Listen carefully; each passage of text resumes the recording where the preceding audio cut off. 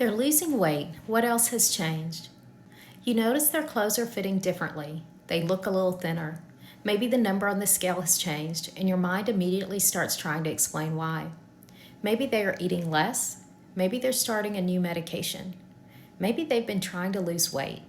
Sometimes the explanation is straightforward. When you notice weight loss and you don't already understand why it is happening, that can change, and it's opportunity to be a conversation. I'm Dr. Mamata Majmundar, a dual board certified physician in family medicine and healthcare quality and management.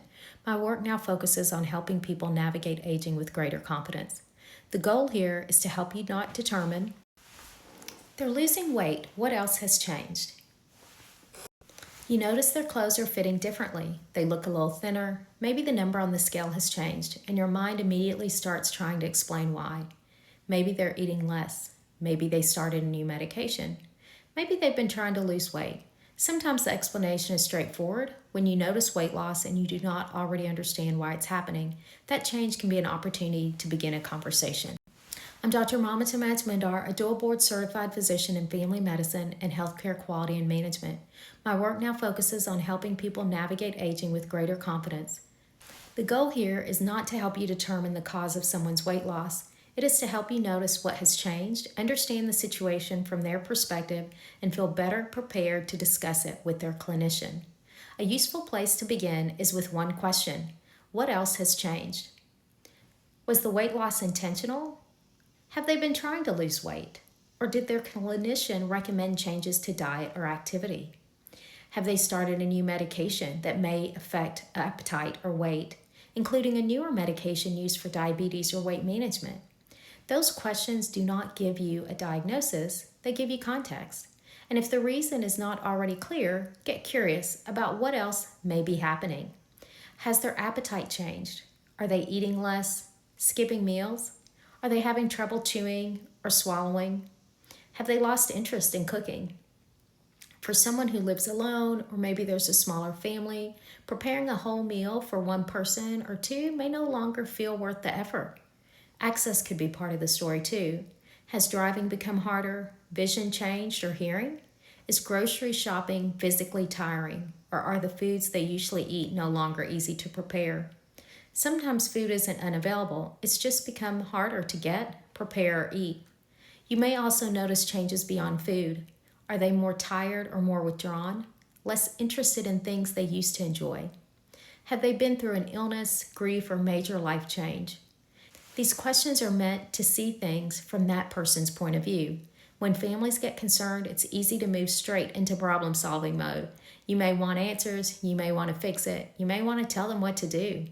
A direct approach can sometimes make someone feel watched, judged, or as though decisions are being made for them. That loss of autonomy can really disrupt the conversation.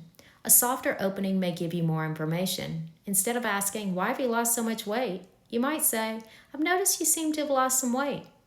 How have you been feeling lately?" And then listen. Let them start the conversation. They may tell you they've been trying to lose weight.